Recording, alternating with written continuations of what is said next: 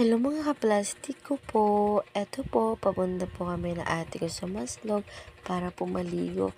Dahil sa sobrang init ng panahon po, napag-isipan namin magpalamig muna. Eto po, habang ako'y nagdadrive, kwento-kwentuhan kami na ate ko nang kami lang nakakaalam. Kasi nga po, wala kayong alam. Charot. Yan, di ba? Ang saya namin. Mukha lang kami masaya, pero hindi kami masaya.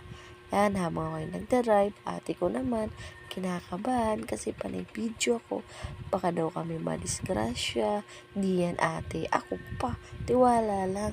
Ayan guys, selfie-selfie muna. Piling magaganda na kami lang nakakaalam. Diba? Pak na pak.